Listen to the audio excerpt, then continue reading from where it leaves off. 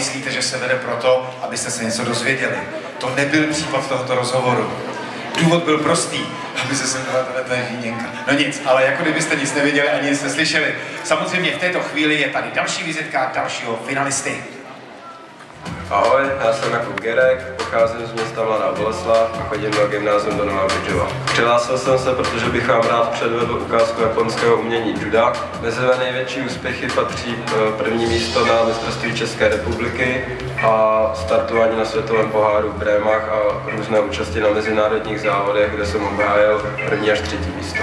Doufám, že se vám moje ukázka juda bude líbit a že budete maximálně spokojeni. To já také doufám. A než nám Kuba něco předvede, tak tady máme ještě malou video prezentaci. Jakub Gerek.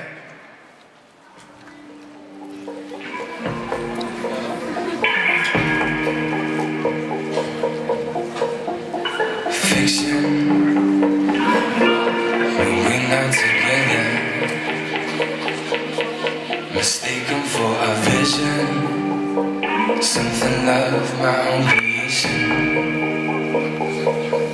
I wake up alone, with only daylight between us. Last night the wall was beneath us. Tonight comes too long. Were we torn apart by the break of day? You're more than I can believe.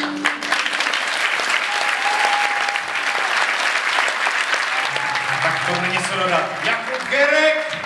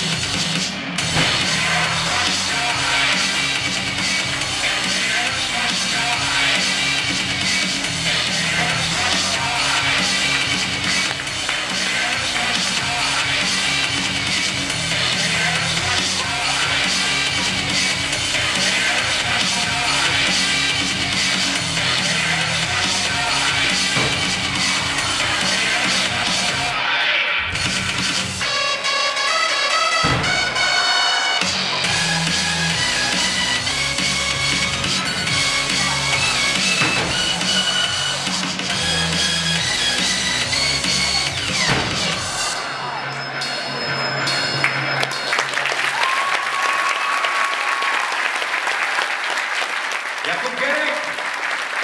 Ahoj Kubo, prosím takhle pro mě. Ahoj Jakube, dobrý večer. Dobrý večer. Samozřejmě, že se tady sluší říct všechny takové ty věci, které už všichni dobře znáte, jako zřejmě dobrý oddíl. Nebudu se pouštět do žádných velkých akcí nebo větších akcí. STS, Chvojkovice, Brod. To ty samozřejmě všechno dobře znáš, víš? No, samozřejmě. To je jasný. Tam to byla trošičku jiná úroveň, jo?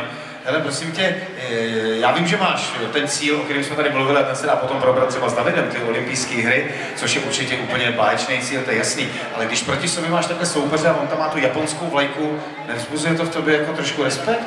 Ve mně? Ale tak ani ne. Čenda je hodnej. To je Čenda. Jasně. Nevypadal jako Čenda teda trošku. Ale Čendo, čau, nechoď sem hlavně, prosím tě. Ahoj, čau, zdravím tě. Já se trošku bojím. Otázka, která tady padá úplně na všechny a myslím si, že i na tebe musí padnout, protože je tady třeba někdo, koho ten tvůj sport zaujme. Kolik se tomu musí věnovat času a kdy je třeba potřeba začít? Tak je potřeba začít co nejdříve, ale samozřejmě se dá začít kdykoliv. Akorát pokud člověk začne někde ve 30, tak už je malá šance, že by to mohl dělat závodně, že jo. A za další, já se tomu věnuju každý den, někdy 2krát denně, když můžu, že jdu místo školy do posilovny. A tak 2,5 hodiny. Čemu se smějete, teda chodím taky místo školy do posilovny. Buď to 2,5 hodiny, když máme kondici, anebo 1,5 hodiny, že máme kimono a to techniku a tak snažím se trénovat každý den. No je to vidět, výborný, Kuba Gerek.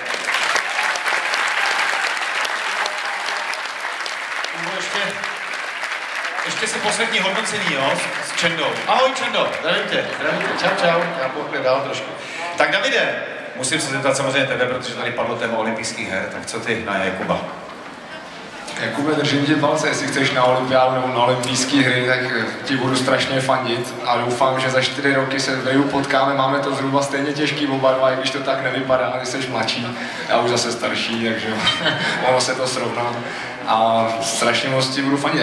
Já znám shodou okolností Krpoše i Ježoura, který na olympiádě už byli a jsou to výborní týpci a dovedu si představit, jakou tam máte na judu partu a přesvědčil jsi mě o tom, že bys tam krásně zapadl mezi ty olympioniky, takže držím palce, super. David Svoboda.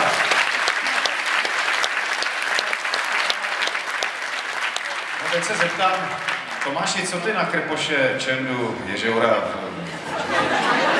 všechny ty kámoše, tuhle velkou dobrou partu z Chvojkovic.